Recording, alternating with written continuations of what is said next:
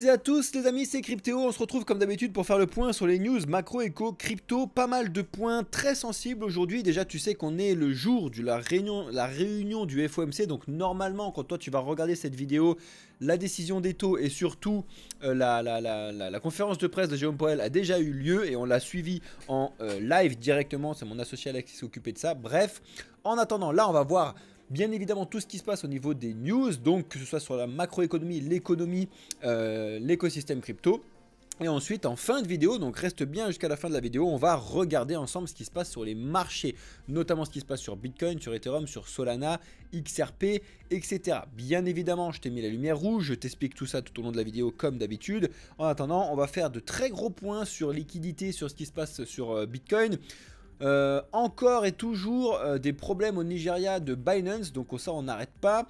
Ce qui se passe au sujet des ETF d'Ethereum et Ethereum en général, ce qui se passe sur XRP, ce qui se passe sur Solana, reste bien connecté. En attendant, avant de lancer la vidéo, merci à tous ceux qui pensent à lâcher un like dès maintenant, dès le début de la vidéo. C'est le meilleur soutien que vous puissiez faire au projet Blockchain Capital. Si vous êtes des nouveaux, n'hésitez pas du coup à regarder un petit peu ce qu'on vous propose. Il y a des vidéos qui sortent absolument tous les jours sur la chaîne de Blockchain Capital. Je pense qu'il y en a pour tout le monde. Donc abonnez-vous, activez la cloche et bien évidemment, vous êtes le bienvenu pour inscrire un commentaire dans l'espace commentaire. Allez, trêve de blabla. Jingle, place à la vidéo. Bon, vous le voyez, les marchés sont bien évidemment dans du rouge actuellement, avec même un gros rouge sur Avax et un petit peu sur le Solana, ce qui est normal vis-à-vis de la surperformance qu'ils ont fait ces derniers jours. Tu peux le voir en direct, le Bitcoin est repassé en dessous des 63 200. Je t'ai déjà expliqué plusieurs fois pourquoi cette résistance est très importante. En 5 minutes, tu le vois bien qu'elle fait vraiment bien son taf. Même très bien son taf. Franchement, regardez à quel point c'est précis en 5 minutes. Pourtant, c'est une résistance placée ou plaçable depuis 2018. D'accord? Ça fait 6 ans qu'on pouvait placer cette résistance et regardez le travail qu'elle fait maintenant. Bien évidemment, on ne pouvait pas le faire avant, elle ne pouvait pas travailler avant parce que le Bitcoin a récemment tapé ses plus hauts, comme tu le sais. Mais regarde l'importance de pouvoir placer ce type de résistance. On va en discuter sur la partie marché. En ce qui concerne du coup les informations et les news, tu le vois. Actuellement, les bitcoins qui sont présents et disponibles sur les exchanges sont de moins en moins. C'est-à-dire qu'il y a vraiment, j'espère, heureusement, des gens qui comprennent de plus en plus qu'il faut garder ces bitcoins sur des exchanges centralisés. C'est aussi en partie ce qui a permis potentiellement d'accompagner la hausse de Bitcoin ces derniers mois, parce que en général tu sais que quand tu vas amener des cryptos sur un exchange, c'est plutôt normalement pour les vendre, et quand tu vas sortir des cryptos des exchanges, c'est normalement en général pour les garder sur le plus long terme, d'accord? Donc normalement c'est comme ça que ça fonctionne, du moins c'est à peu près l'état d'esprit qu'on a actuellement. Donc ça c'est quelque chose qu'il faut regarder, mais c'est plus, il faut le regarder de façon macro, c'est-à-dire que c'est pas ce truc là qui va vous aider si vous voulez faire du stacking, pardon, du scalping sur une seule journée, d'accord? Ça, Alex s'en occupe et vous chouchoute surtout ceux qui sont les premiums, bien évidemment. Chez Blockchain Capital, rejoignez le Discord si ça vous intéresse, si vous ne savez pas de quoi je vous parle. Et regardez aussi, ça vous prend 2 secondes, cliquez sur le lien du site internet qui est directement en première ligne de la description de la vidéo. Regardez un petit peu ce qu'on fait, on est une entreprise, on a été audité, on est doxé, donc l'équipe elle est présentée, vous pouvez savoir un petit peu ce qu'on vous propose, vous avez nos services et vous pouvez payer et prendre nos services directement via le site. Voilà. C'est ce que j'ai oublié de vous dire en introduction.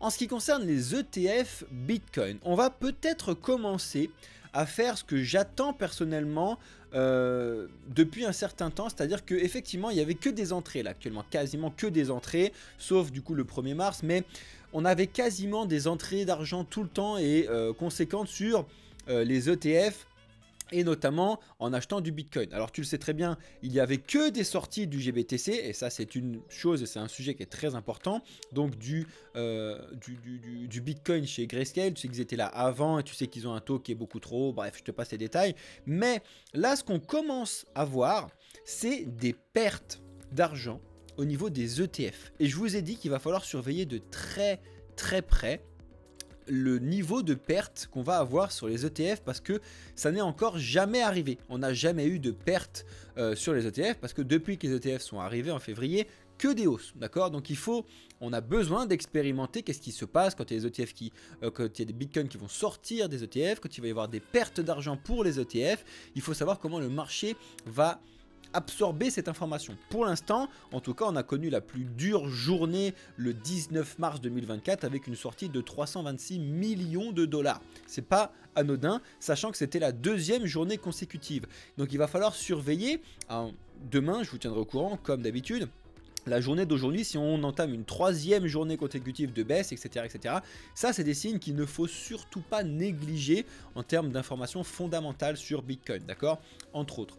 Bien évidemment, hier, donc moi je tourne la vidéo le 20, bien évidemment, pour ceux qui regardent en décalé, mais le 19 mars 2024, ça a été la journée la plus dure sur Bitcoin depuis la chute de FTX en novembre 2022. C'est-à-dire qu'il n'y a jamais eu de chute aussi spectaculaire, qui n'était pas pourtant une énorme chute, hein. C'était vraiment une belle chute, on va pas se le cacher, c'était 8%, mais on a vu, et à mon avis, on verra bien pire que encore sur l'avenir de Bitcoin. Bref, donc ça fait du mal, mais il faut aussi prendre en compte pas mal de choses, c'est qu'on a eu une très grosse hausse et que c'est normal qu'on ait une respiration du marché. En attendant, si vous voulez des analyses un petit peu plus poussées, rejoignez, je le répète encore une fois, le Discord, vous avez tous les liens dans la description si besoin, et si vous avez besoin d'aide, dites-le nous en commentaire.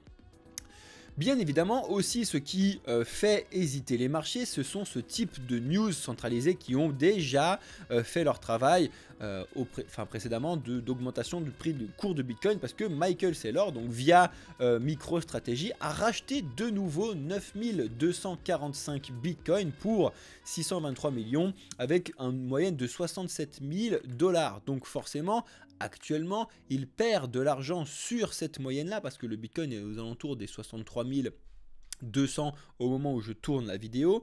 Mais ce qu'il faut retenir, et ce qui est important, et il a bien fait de l'expliquer là-dessus, c'est qu'ils détiennent maintenant 214 000 Bitcoin, soit plus de 1% de tous les Bitcoins qui seront jamais disponibles sont détenus uniquement par MicroStrategy. Ça, c'est une première chose. Et la deuxième chose, c'est qu'ils les ont acquis pour à peu près 7 530 millions de dollars, soit un prix moyen du Bitcoin de 35 160. Ça signifie quoi? Ça signifie que MicroStrategy gagne ou gagnera de l'argent tant qu'ils ne vendent pas leur Bitcoin en dessous de 35 160 $. Donc, on est très large et ils sont bien évidemment très largement gagnants pour l'instant, même si Bitcoin chute jusqu'à ce stade-là. Donc, pour l'instant, on est très large, ils peuvent se permettre d'en acheter un petit peu haut. N'oublie pas que, je vais te remontrer ça tout à l'heure, mais l'achat des 3000 bitcoins qui avait été fait j'ai plus la date, je ne sais plus exactement, c'est ce qui avait relancé Bitcoin et qui a permis à Bitcoin d'exploser son dernier ATH, d'accord? Après, il en a racheté encore 12 000, puis là encore 9200, c'est vraiment énorme, il y a vraiment beaucoup de rachats qui se passent à ce moment-là. Effectivement, il faut suivre, hein, parce que selon lui, s'il achète maintenant, c'est que il a la possibilité de le faire et vaut mieux le faire quand battre le fer quand il est chaud, comme dirait l'autre, et vaut mieux acheter quand ça monte plutôt que d'acheter quand ça baisse. Affaire à suivre. Par contre, je ne sais pas si vous avez fait attention à ce type de choses et j'espère que vous n'avez pas panic sell, en tout cas pour tous ceux qui avaient des bitcoins sur BitMEX, parce que sur BitMEX, le bitcoin a tapé les 8900 $. Alors ça, c'est la petite anecdote rapide pour tous ceux qui pensaient que Bitcoin ne toucherait plus jamais des très bas. Ça l'a fait en très localisé sur BitMEX. Alors, encore une fois, ça c'est quelque chose que je vous explique, c'est que n'oubliez pas que chacune des plateformes des exchanges centralisés, ils ont leur cours. Alors normalement, l'arbitrage et le marché fait son travail, sauf que forcément, si ça arrive trop vite, et là c'est arrivé trop vite, c'est-à-dire que en 3h30, il y a plus de 1000 bitcoins qui ont bougé sur une petite plateforme, tu te doutes bien que c'est le bazar. Et du coup, forcément, là c'était réellement le bazar. C'est-à-dire qu'en moyenne, vraiment, on a échangé aux alentours des 36-38 000 $ sur BitMEX hier, assez catastrophique. Donc j'espère qu'il n'y en a pas eu de gens qui ont fait du panic sell parce que c'est voilà, une catastrophe. En attendant, sur ces 1000 bitcoins, il y a forcément des gens qui ont été impactés et qui ont perdu, voire gagné beaucoup d'argent. Parce que forcément, dans ces trucs-là, alors là, félicitations à ceux, mais il y en a certains qui ont réussi, hein, parmi ces 1000 bitcoins, à acheter du bitcoin à 32 000. Et potentiellement, il y en a un ou deux qui a réussi à acheter un bitcoin à 12 000 ou à 10 000 dollars pendant cette petite période. C'est assez incroyable. Mais bon, bref, bien évidemment. Il faut, comme d'habitude, faire très attention aux plateformes d'exchange. Et je tiens aussi à noter qu'il faut bien comprendre la différence entre un exchange et un broker. La petite différence et une petite nuance, comme quoi il y en a, ils sont détenus en direct, alors que l'autre, c'est juste un broker qui va... Bref, voilà, vous comprenez un petit peu la différence, mais il faut quand même pas le négliger. En ce qui concerne toujours les investissements ou les potentiels investissements sur Bitcoin, il faut savoir que potentiellement... Je dis d'ailleurs là, il y a vraiment du potentiellement de partout, mais le plus grand fonds de pension au monde qui est au Japon, donc c'est le GPIF, pourrait potentiellement investir sur Bitcoin. Du moins, c'est ce qu'il a laissé à entendre lors d'un compte rendu qui pourrait potentiellement s'intéresser aux cryptos et notamment à Bitcoin. Forcément, ça ferait énormément de bruit et surtout beaucoup de puissance d'achat si jamais il se mettait à le faire. Alors je pense que c'est vrai. Mais je pense pas qu'ils vont faire ça demain. Je pense que c'est des choses qui vont se mettre en place progressivement au fur et à mesure des années. Et effectivement, ils se rendent compte que, ah bah ouais, Bitcoin finalement ça fonctionne, Bitcoin c'est intéressant, Bitcoin. Mais par contre, tu te doutes bien qu'ils vont pas tout mettre, du moins pas la puissance d'achat qu'ils pourraient mettre dès le début et dès maintenant. Ils vont rentrer, ils connaissent pas forcément comment ça fonctionne, il faut avoir des notions de wallet, il faut avoir des notions de sécurité, etc. etc. C'est pas si simple que ça. Donc déjà qu'ils s'y intéressent maintenant, c'est... très bon signe, et en même temps c'est normal de s'intéresser à Bitcoin quand ça fait les grands titres. Voilà, Bitcoin a dépassé son ATH, blablabla, tout ce qu'on te dit depuis des semaines maintenant, ok. Voilà, donc ça c'était un rapide point sur les news en ce qui concerne Bitcoin. Je voulais vous rappeler quelque chose sur ce qui se passe au Nigeria par rapport à Binance. Et là, ça s'intensifie, c'est-à-dire que le gouvernement du Nigeria a demandé à Binance de lui filer obligatoirement toutes les données clients des Nigérians et de tout ce qui s'est passé sur la plateforme de trading et de faire un rapport. Donc vraiment, ils sont vraiment en train d'essayer de demander et de potentiellement confirmer ou non ce qui s'est passé par rapport à la perte de la valorisation et de l'investissement qu'il y a eu là-bas. En tout cas, je vous le rappelle pour ceux qui n'étaient pas là, qui débutent un petit peu, que le Nigeria demande Binance 10 milliards de dollars, hein. Bon, c'est un peu salut, bonjour, je pète un câble, mais bon bref, je pense pas qu'ils y arriveront.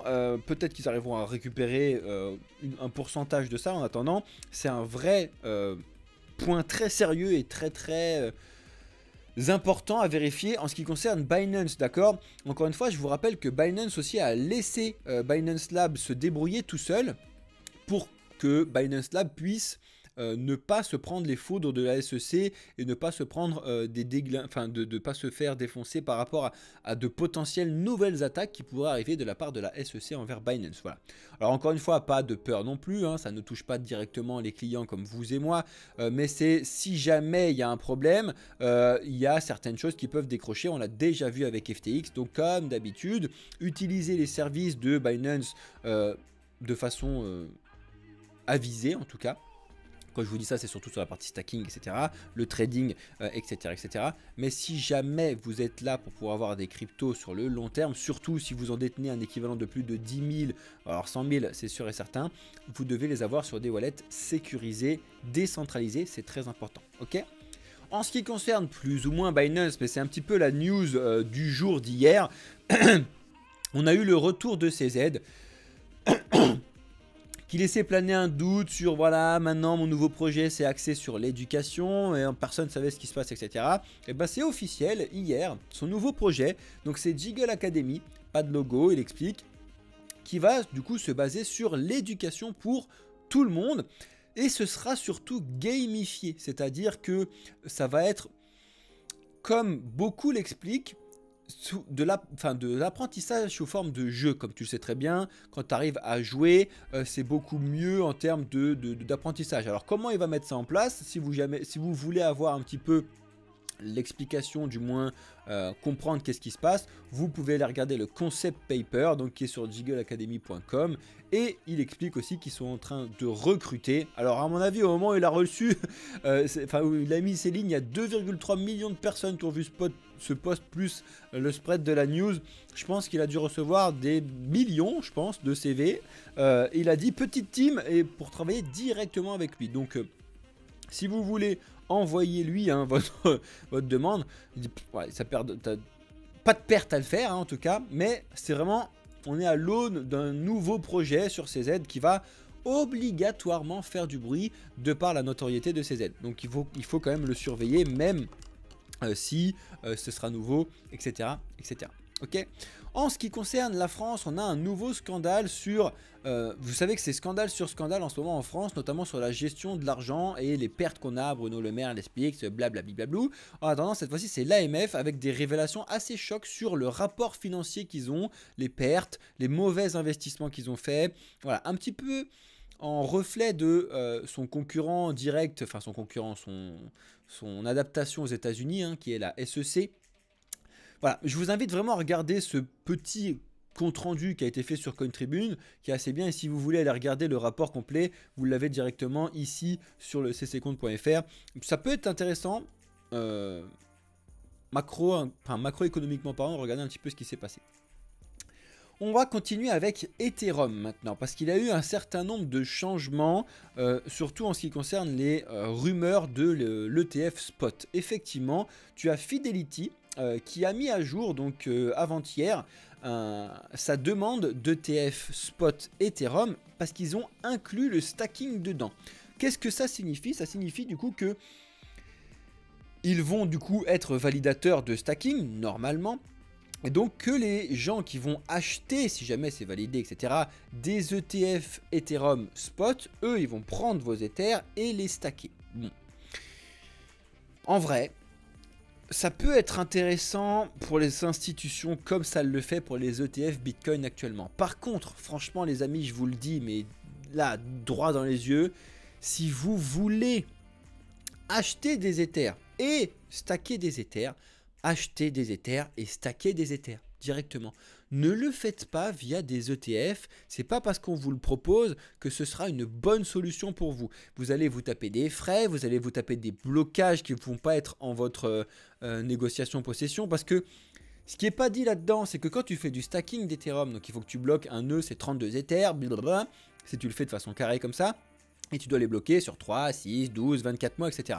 Imagine que toi, tu vas les retirer. Et bien si tu n'as pas la liquidité nécessaire sur Fidelity, tu ne pourras pas le faire quand tu veux. Parce qu'ils seront bloqués sur 12 mois, 6 mois. Bref, faites-le vous-même, en tout cas en tant que retail. Potentiellement pour les grosses institutions qui sont là sur du long terme, ouais, pourquoi pas. À la rigueur, ça les fera rentrer un petit peu dans l'écosystème crypto, comme elles le font avec Bitcoin. Mais encore une fois, Ethereum et Bitcoin, c'est deux choses complètement et fondamentalement séparées.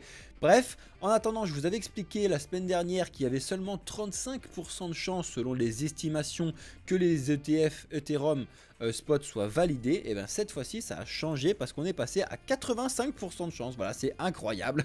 On revirement de situation de semaine en semaine. Donc comme d'habitude, on verra bien ce qui se passe au mois de mai. Donc mars, avril. Mais on a encore le temps avant d'avoir, donc on peut avoir encore beaucoup de revirements de situation. On verra bien ce qui se passe en ce qui concerne du coup les ETF Ethereum. On vous tiendra au courant, bien évidemment, mais comme d'habitude, ça ne vous touchera pas vous directement, ça touchera potentiellement le cours d'Ethereum, comme ça l'a potentiellement déjà fait sur Bitcoin, d'accord ? En ce qui concerne par contre les baleines, eh ben, tu regardes que les baleines sont en train de sortir massivement leur argent de Ether, et donc c'est pour ça qu'il y a eu beaucoup de ventes, c'est pour ça qu'on a eu Ether qui sous-performait carrément le marché en général et surtout Bitcoin, avec un Ether qui descend, et je te ferai le point bien évidemment tout à l'heure sur le point de marché sur Ether, mais tu vois que c'est assez voilà, en route vers les 3000 $, et donc forcément il y a pas mal de baleines qui sont rentrées bien, plutôt qui prennent des bénéfices, parce que tout le monde prend des bénéfices sur cette partie là, d'accord.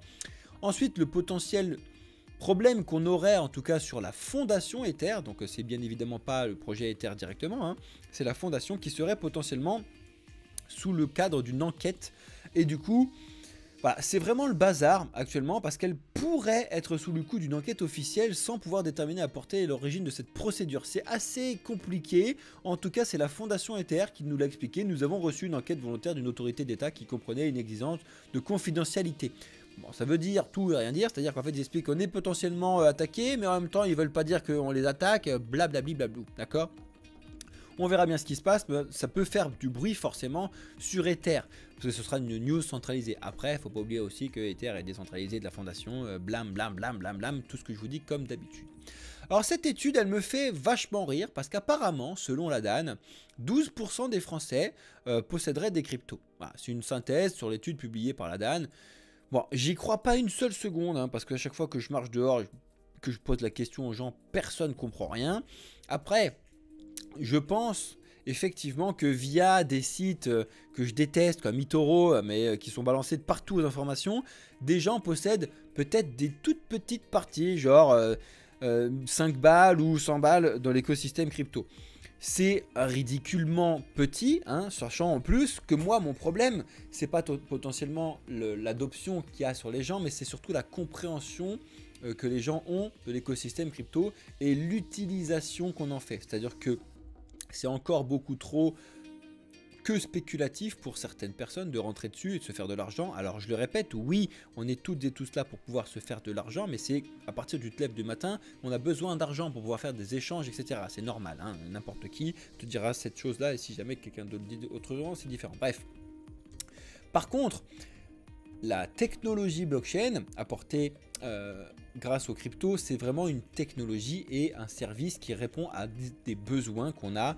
Bref, c'est très important. En attendant, si vous voulez voir le compte rendu qui a été fait par Cryptost sur le sujet, je vous mets tous les liens dans le Discord, comme d'habitude, dans la partie actualité qui est sous la catégorie information, si ça vous intéresse. Et je pense que vous devez vous intéresser. C'est pas très long, c'est quelques pages, c'est en français en plus, ça peut vous aider. Et je pense que c'est important de s'intéresser à tout ça. Bref, ça c'est très drôle et très cocasse. Alors je ne pense pas qu'on va y aller, encore que ça dépend si on se chauffe avec Alex. Mais on a la toute première conférence sur les meme coins qu'ils ont appelé MemeCon. Alors là vraiment ils ont pris le nom, on ne pouvait pas faire mieux. Qui va avoir lieu à Lisbonne le 28, 29 et 30 mai 2024. Voilà, donc c'est vraiment tout nouveau, c'est la toute première. Si vous pouvez aller sur le site que je vous explique, enfin que je vous mettrai avec les liens comme d'habitude. Vous avez les tickets pour pouvoir y aller. Forcément, hein, c'est pas donné, d'accord? C'est bien évidemment pas donné. Il y a quand même pas mal de choses à faire pour pouvoir y aller. En attendant, si vous voulez y aller, c'est 600 balles. Si vous êtes en partenaire de collection seulement pour les holders, donc de la collection qui ont mis en place, ça sera que 30 balles. Mais bon, il faut acheter la collection qui est chère. Bref, si vous êtes speaker ou artiste ou quoi, sur invitation seulement, ce sera gratuit. Potentiellement, Alex, on a peut-être un truc à faire en demandant une place pour nous y aller gratuitement. Et si Art Concierge, alors ça, je sais pas ce que c'est, 1000 balles, c'est hyper cher. Bref, je pense qu'il y aura quand même beaucoup de monde parce que les mêmes coins font énormément de bruit. Et je pense que mine de rien, ça peut être intéressant déjà pour rencontrer des gens et pour aussi un petit peu voir qu'est-ce qui se passe un peu dans la degen là-dessus, etc. Et ça peut être très très drôle. Par contre, moi, ce qui me fait vachement rire, c'est vraiment qu'ils te mettent directement Let's Get Wrecked. Donc, c'était où en titre directement. Ah, c'est où que je l'ai vu ça? Bref, je sais plus où c'est, mais c'est en gros. Ah, c'est là, je suis un débile, c'est écrit en direct. En gros, Let's Get Wrecked, donc c'est vraiment venons nous faire arnaquer. C'est très très drôle de jouer sur cette partie là. Bref, après les mêmes coins, vous aimez pas. Il faut quand même être conscient que ça fait partie du jeu, hein. Je pense que ça sera jamais éradiqué, c'est comme ça sera toujours présent, il y aura toujours des coups à se faire, il y aura toujours de l'argent à perdre, un petit peu comme ça arrive de partout, hein, j'ai envie de te dire.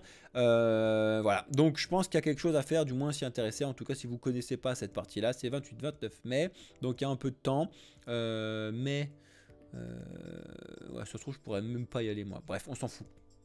Affaire à suivre, on verra bien. On a eu un nouveau hack sur le Twitter /X donc de Trésor avec une fausse déclaration sur le Slurf. Alors je t'en ai déjà parlé du Slurf, donc un meme coin hein, pour rester dans le sujet, avec donc Trésor qui mettrait une pré-sale, etc. Envoyez vos Solana à ce truc là, seulement 24 heures. Bon, en général, je dis bien en général, si 99% du temps, ce type de tweet, c'est de la merde. D'accord? Tout simplement parce que ça sent et ça pue la merde. Je vous l'ai déjà dit et je vous le répète, si ça sent la merde, c'est qu'il y a de la merde, d'accord? C'est forcément comme ça que ça se passe. Vous vous doutez bien, un truc qui arrive en disant « Envoyez des Solana à cette adresse, il vous reste que 24 heures, on a pour capacité de récupérer 5 millions », ça pue la merde, d'accord? Donc je suis désolé s'il y en a qui ont mis de l'argent dessus, mais qui pensaient avoir un truc et rentrer en premier sur quelque chose ou quoi, etc. Ça, moi, quand je vois ce genre de choses, c'est trigger alert dès le début. Bim, ça pue, c'est pris, ça dégage. Jamais je rentre sur ce genre de choses. Jamais Blockchain Capital rentre sur ce genre de choses parce que ça pue à des kilomètres. À des kilomètres. Donc vous le prenez, vous le jetez, vous passez à autre chose. Et le mieux que vous puissiez faire, c'est le dire. Il y en a certains qui l'ont expliqué dans le Discord, qui l'ont dit dès le début. Bim, attention, Trésor potentiellement s'est fait hacker son truc. Oui, Trésor s'est fait hacker son truc. C'est une arnaque. Ne vous faites pas arnaquer, s'il vous plaît. En attendant, si vous voulez apprendre et comprendre comment les reconnaître, bienvenue chez Blockchain Capital. Bien, vous savez en tout cas ce qui se passait, je vous l'ai dit, on vous tiendra au courant sur les mises à jour de ce qui se passe, donc de la conférence de Nvidia. Eh ben, ils ont révélé du coup une nouvelle puce ultra puissante pour l'intelligence artificielle qui s'appelle Blackwell. Alors, bon, bah, comme toutes les conférences, hein, ils te disent voilà, ça va être génial, c'est incroyable, personne ne fera jamais mieux que nous, c'est un truc de fou, etc. Oui, non, peut-être, ça me demande d'être testé, bien évidemment, d'être mis en place et de pouvoir apporter de la puissance, surtout, c'est ça qui est recherché, pour pouvoir faire de la résolution de calcul sur l'intelligence artificielle. Donc, si vous voulez regarder un petit peu le bilan qui a été posté sur CoinGape ici, je vous mets les liens comme d'habitude sur Discord. Je pense que c'est intéressant de s'intéresser à tout ce qui se passe là-dessus, mais c'est assez incroyable ce qui se passe au niveau d'NVIDIA. Pour rappel, NVIDIA est actuellement en x16 par rapport à 2019. C'est du...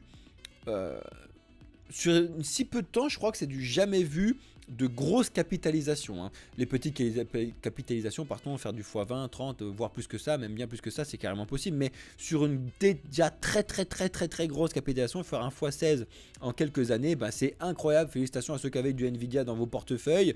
Je pense que vous en mettez plein les poches. Bref, vous en mettez plein les poches. Bref. Voici encore une nouvelle qui va pas plaire à tous ceux qui ne sont pas fans des NFT, mais je vous le rappelle, la partie tokenisée, la partie non-fungible token, la partie d'utilisation de la technologie, même BlackRock commence à rentrer. Alors forcément, hein, ils disent pas NFT, hein, parce que tu sais très bien que NFT est tout très mal vu, mais de la tokenisation, ça passe par ça, d'accord? Il faut regarder ce qui se passe, comment on utilise cette technologie, mais c'est intéressant parce qu'ils essayeraient potentiellement de faire une demande auprès de la SEC pour tokeniser un fonds d'investissement. Donc c'est que ça rendrait du coup le fonds d'investissement accessible plus facilement grâce à la notion de blockchain. Donc d'acheter des parts du fonds d'investissement via des tokens, c'est beaucoup plus simple que d'acheter directement le fonds d'investissement. Là pour le coup, ça peut être vraiment intéressant et un vrai changement dans la TradFi, dans la finance traditionnelle. Bref, ça je vous le tiens au courant parce que je sais qu'il y en a beaucoup qui sont intéressés par rapport au Layer 2, qui cherchent quel sera le meilleur Layer 2, quel est le meilleur investissement, blablabla.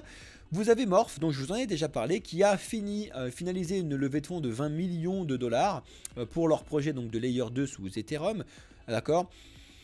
Voilà, bon je vous l'ai déjà dit, il faut toujours comprendre la notion d'optimistic rollup et de zero knowledge rollup. Alors eux, bon ils se disent tiens on est un petit peu un mix entre les deux, donc pourquoi pas essayer de récupérer le mieux des deux. Je vous ai déjà présenté un petit peu rapidement ce qui se passe. En attendant, ça mérite du coup le temps de regarder un petit peu ce qui se passe sur ce projet là. Si ça vous intéresse. On a Goldman Sachs qui explique qu'il va y avoir de plus en plus d'institutions qui vont rentrer dans l'écosystème crypto et ce grâce à l'écosystème ETF. Alors bon, c'est un petit peu facile à dire avec les résultats qu'on a eu, mais c'est bien évidemment ce qu'on pense nous aussi. Ce que je vous explique, les institutions rentrent petit à petit sur Bitcoin grâce aux ETF parce que ça y est, en fait, c'est... La confiture est arrivée dans leur magasin, d'accord? Donc ils peuvent l'utiliser facilement, même s'ils pouvaient le faire déjà bien avant. Le problème, c'était la législation. Là, comme ça a été validé par la SEC, voilà, c'est facilement faisable et c'est de plus en plus facile pour eux pour pouvoir le faire. Donc les institutions sont là, arrivent, continuent d'arriver petit à petit et ça fait du bruit, d'accord? On continue avec le XRP. Je sais, il y a eu la question tout à l'heure sur TikTok, il y a eu la question sur Twitch également. Pour tous ceux qui sont fans du XRP, les amis, il y a pas mal d'analystes qui expliquent que le XRP serait à l'aune d'un très très gros mouvement bullish, d'exploser un petit peu les records. Alors bien évidemment à prendre avec des pincettes, il y en a beaucoup qui t'expliquent voilà, que si tu regardes le XRP face à l'argent, on est dans un bon petit truc haussier, j'ai plus le mot, bref. On a des news qui expliquent que le XRP est utilisé sur HELOC, donc le Home Equity Lines of Credit. Alors, bon, il faut bien évidemment regarder ces informations et aller chercher entre ce qui est vrai, pas vrai, parce qu'il y a un petit peu de tout et n'importe quoi, surtout sur XRP qui a une communauté incroyable. En attendant, le prix du XRP, il se passe rien, voire rien du tout, et je vous explique ça d'ici quelques minutes quand on fait le point sur donc les marchés. En attendant, voilà, certains analystes prédisent que on n'a que des beaux jours qui vont arriver sur le XRP. Après, selon moi, c'est pas l'investissement de l'année, le XRP là, c'est pas le XRP qui va faire un x 100, donc je m'intéresse pas forcément en termes d'investissement sur XRP court terme. Après, moyen long terme, voilà, c'est encore autre chose. Vous avez le projet Network XAI qui va ajouter plus de 100 jeux en 2024. Donc il y a un projet de gaming sous Ether qui était un petit peu oublié entre guillemets, qui revient par rapport du coup à la mise à jour d'Uncune notamment, qui permet de réduire les frais Ether, l'utilisation des Layer 2, etc., etc. Si vous êtes gamer, si vous êtes un petit peu dans cette... dans tout cet environnement-là, Gala, Ultra, je vous invite à regarder un petit peu le XAI, regarder ce qui se passe dessus, comprendre comment ça fonctionne, à quoi ça sert, intéressant, pas intéressant, des vrais jeux qui se développent, des jeux éclatés. N'oubliez pas par contre que les jeux, ça prend du temps à se développer. C'est-à-dire que on a eu l'avènement des NFT en 2021 et je pense que les vrais premiers jeux crypto, on va les voir arriver en 2024, en 2025 parce que ça prend du temps, des années de développement pour faire quelque chose de sérieux. Tous les trucs qui sortaient en 2021, qui disaient on est le meilleur jeu qui a été développé en 5 minutes, c'est forcément de la merde, d'accord? Donc un vrai jeu, ça prend du temps. On finit les news avec le Solana avant de passer au point de marché. Je suis désolé, la vidéo est un petit peu longue, mais je sais que vous aimez bien quand c'est long. Sans amalgame, s'il vous plaît. Est-ce que le Solana peut exister sans des layers 2? C'est le gros débat qu'il y a au sein des développeurs. Alors je vous l'ai déjà dit que vous avez Anatoly Yakovenko qui avait expliqué que non. Tu en as d'autres, et notamment c'était ici Norby Vidbu. Alors désolé pour vos noms là, dites l'ami, bref. Qui t'explique qu'il y a besoin de layer 2. Alors voilà, notamment en fait il t'explique, bon, en gros il casse le truc en disant c'est pas layer 2, pas layer 2, on a besoin de trouver des solutions de scalabilité. Voilà, il dit on a besoin de trouver des solutions de scalabilité sur le long terme, d'accord? Forcément, parce que si tu regardes un petit peu sur Solscan et que tu regardes les résultats de ce qui se passe, tu te rends compte que les fees sur le réseau Solana explosent, hein, vraiment explosent. Bah, tout simplement parce qu'il y a de plus en plus de gens qui l'utilisent, il y a de plus en plus de projets qui se créent sur le Solana et que du coup bah, on a un effet Ethereum. Pareil, Ethereum, tout se passait bien quand tu n'avais pas besoin de scalabilité, hein, quand tu n'avais pas besoin d'avoir de l'opération de fou dessus. Mais comme tu as quasiment tous les projets sérieux qui sont créés sur Ethereum au début, hein, et ben forcément après les frais Ether ont pété un câble. Là il y en a certains qui expliquent que potentiellement le Solana pourrait avoir la même chose parce que les transactions par seconde sont encore pas très hautes, d'accord? On est aux alentours de du 10 000, enfin moins de 10 000 transactions par seconde, d'accord, de capacité. Et forcément à un moment, vous vous doutez bien que si on a une adoption vraiment massive de tout le monde, c'est pas possible, ça ne peut pas passer. Il faut au minimum avoir du 100 000 voire plus de transactions par seconde pour qu'on puisse y arriver. Et il t'explique que normalement en simple tout seul, on a toujours le problème de la blockchain, du trilemme de la blockchain, hein, sécurité, scalabilité, décentralisation, bref, qui fait qu'ils n'y arrivent pas et que potentiellement un layer 2 ou des solutions de sous-couche de scalabilité sont nécessaires sur le Solana. En attendant, l'adoption Solana continue toujours, hein. Vous le voyez bien avec les mêmes coins, les projets qui se créent sur Solana, énormément de choses se créent. D'ailleurs, si vous voulez avoir les informations, c'était où? Je vous l'ai mis là-dessus, ça c'est les wallets. Voilà, les nouveaux SPL. Alors c'est SPL, hein, les projets qui se créent sous Solana. Vous savez que c'est ERC20, par exemple la norme Ethereum. La norme Solana c'est SPL. Regardez le nombre de tokens qui se créent. Ouais, c'est un délire. Hein. Juste si on prend la journée du 19 mars, il y a 5782. LOL, hein, LOL. D'accord? Bon, bien évidemment, il n'y en a même pas 0,001% de ces trucs qui vont être intéressants, mais bon. Voilou. Et c'est pareil, il y a plein de projets de NFT qui se créent dessus, hein, bien évidemment, même si là ça s'est un peu calmé. On a eu un pétage de câble, surtout au début de l'année. Bref, voilà, ça c'était vraiment ce que je voulais vous dire sur les informations et sur ce qui se passe actuellement sur le Solana. N'oubliez pas que tout à l'heure, d'ici une demi-heure à peu près, on va avoir le live d'Alex qui va du coup vous faire un bilan sur les taux d'intérêt de la Fed, parce que c'est le FOMC aujourd'hui, et c'est THE FOMC. C'était, je vous rappelle, le FOMC où tout le monde pensait qu'on allait avoir la réduction et la première baisse de taux il y a ça quelques mois. Maintenant, bien évidemment, ça se passera jamais. Il ne va pas y avoir de baisse de taux aujourd'hui. On est plutôt même sur des peurs de hausse de taux. Alors, il n'y aura pas de hausse de taux non plus, mais on est plutôt sur des peurs par rapport à l'inflation. Donc ce qui va surtout être important, parce que là je vais vous le dire, hein, je suis Madame Irma, je suis dans le futur, ici il y aura écrit 5,5 hein, d'ici un peu plus d'une demi-heure, normal.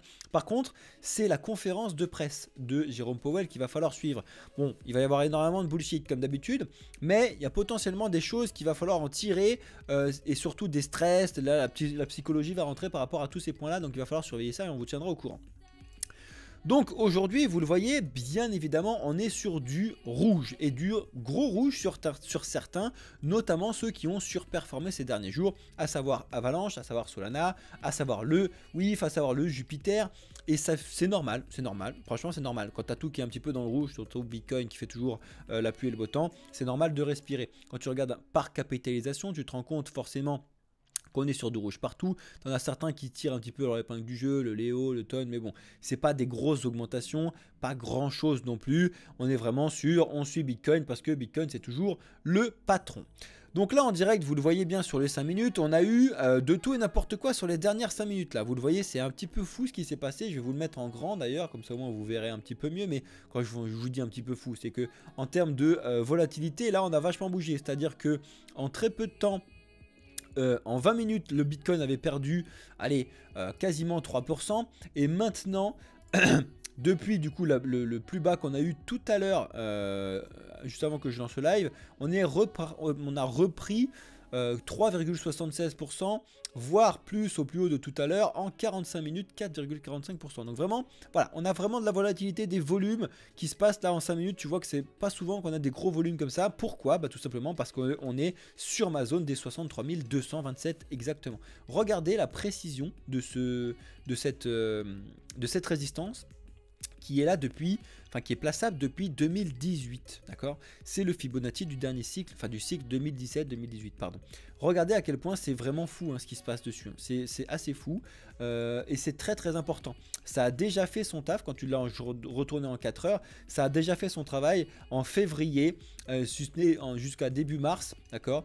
Et bien évidemment, il faut surveiller ce qui se passe. En attendant, pour l'instant, je dis bien pour l'instant, je vous ai bien évidemment mis la lumière rouge parce que Bitcoin, selon moi, est en train de faire ce qui est logique, c'est-à-dire de revenir sur les 65 000 et aller retourner après sur les 60 000, voire les 59 000 comme Alex vous l'a déjà expliqué. Et pour l'instant c'est très propre, hein. On baisse, on monte, on baisse, on monte. En attendant, les plus hauts sont de plus en plus bas, les plus bas sont de plus en plus bas. C'est pour l'instant carré.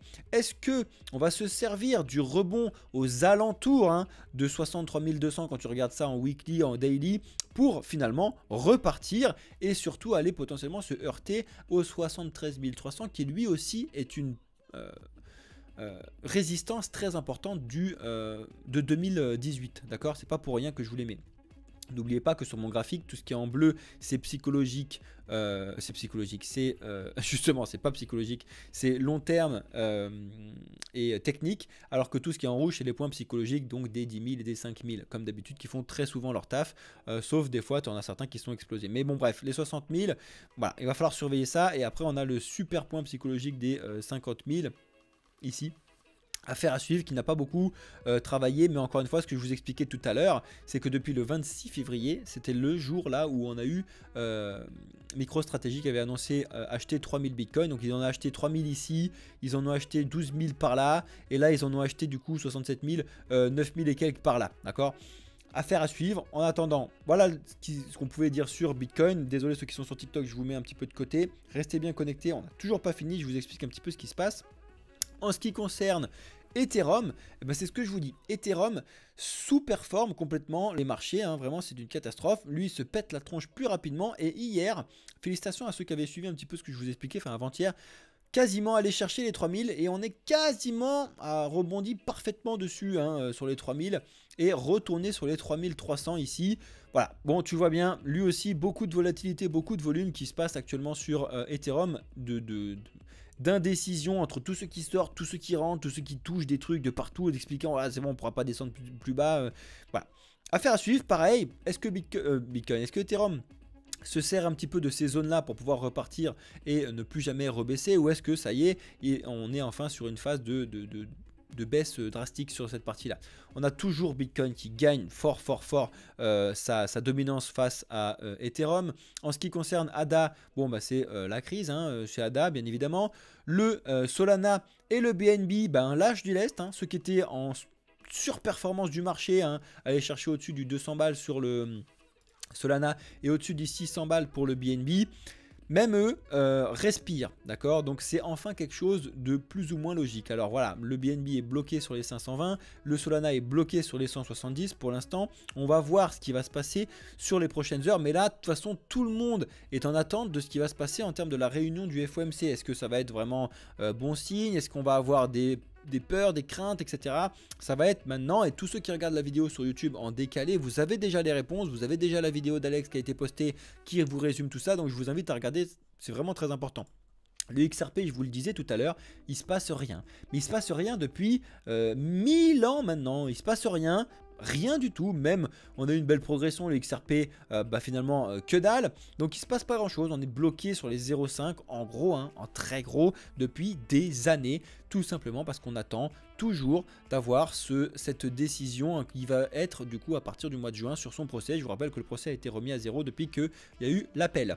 Même Avax, donc qui surperformait ses deux concurrents, le Polkadot et l'Atom, hein, qui eux vraiment sont en crise totale. Même lui aussi baisse. Donc vraiment ceux qui surperformaient, du moins les grosses cryptos, donc à savoir le Solana, le BNB et l'Avalanche, même eux baissent ces derniers temps. Donc pas mal de choses qui se passent. Le Matic est repassé en dessous du symbolique psychologique des 1$. Voilà, pas très bon, hein, très mauvais même sur ce qui se passe là-dessus. Potentiellement retour sur les 0,82. Affaire à suivre. Le Dogecoin a lâché les 0,14 comme je vous l'ai expliqué. Encore une fois, c'est vraiment carré et très propre. Le Shiba résiste beaucoup plus. Hein, je vous ai fait pas mal de vidéos et de points là-dessus. Le Floki aussi résiste pas mal, même si c'est pris une giga grosse claque. Là, actuellement, il repart pas trop mal. Le PEP est lui déjà reparti, ce qui m'énerve. Ça m'étonne toujours de folie là-dessus. Et le Link, lui, prend une giga grosse claque. Je vous l'avais dit, le Link, ça fait des mois que je vous explique hein, que le Link, un projet exceptionnel qui était sur des plus hauts depuis très longtemps. Mais forcément, il attendait des news hein, centralisées qui sont tombées, qu'on avait attendu plusieurs fois en rumeur. Et quand elles sont tombées, bon bah elles sont réellement tombées. C'était des bonnes nouvelles, mais on l'avait déjà pricé, voire overpricé, surpricé. Donc on a respiration. Et surtout quand on a Bitcoin qui coule, le Link coule. Donc là c'est pareil. Le Link va suivre ce qui va se passer sur Bitcoin. Si Bitcoin tombe, le Link va pouvoir retomber encore sur du 15, voire potentiellement du 12, je suis désolé. Mais par contre, si Bitcoin repart, là, on va pouvoir avoir un Link qui repart. Même le Jupiter qui, lui, donc, suivait un petit peu ce qui se passait sur Solana, hein, surperformait les marchés et là, respire. Le Dimension par contre lui, j'ai l'impression qu'on peut plus rien faire pour lui pour l'instant. Il est vraiment au sous-sol pour l'instant. Et il commence déjà à creuser hein, au sous-sol. Affaire à suivre. Mais est-ce qu'il est en train de creuser ou est-ce qu'il se sert du coup de faire un petit rebond pour repartir sur les 6,9? On vous tiendra au courant. Et on finit la partie marché avec le STRK qui pour l'instant rebondit bien sur le point qu'on va pouvoir mettre du coup des environ 1,75 qui sont du coup techniquement intéressants à surveiller maintenant. Vous doutez bien que bon c'est tout nouveau hein, comme projet, donc en termes d'analyse technique c'est vraiment pas simple, mais on va pouvoir commencer déjà à mettre certaines résistances et certaines résistances et supports dès le début qu'on va pouvoir mettre en place sur le STRK.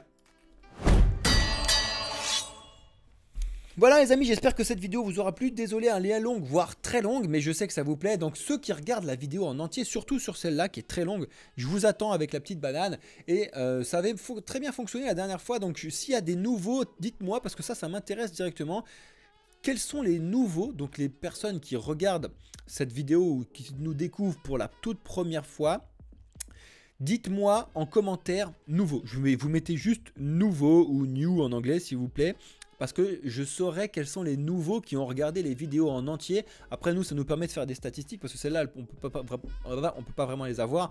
Mais je veux savoir quels sont les nouveaux qui regardent nos vidéos, et notamment les vidéos qui sont très longues en entier. Donc vraiment, tous ceux qui sont nouveaux, qui nous découvrent là, ou depuis quelques jours, ou via cette vidéo.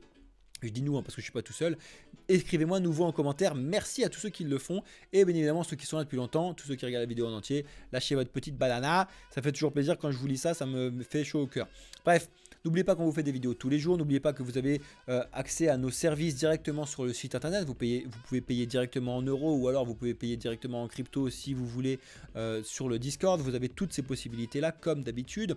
En attendant les amis, je vais laisser cette vidéo et je vais rester en live avec du coup ceux qui sont présents pendant encore... Allez, 10 bonnes minutes, après je vais laisser la place à Alex. Merci à toutes et à tous d'avoir regardé cette vidéo pour YouTube. Je reste pour ceux qui sont sur TikTok et sur Twitch. C'était Cryptéo pour la société Blockchain Capital. Ciao les amis!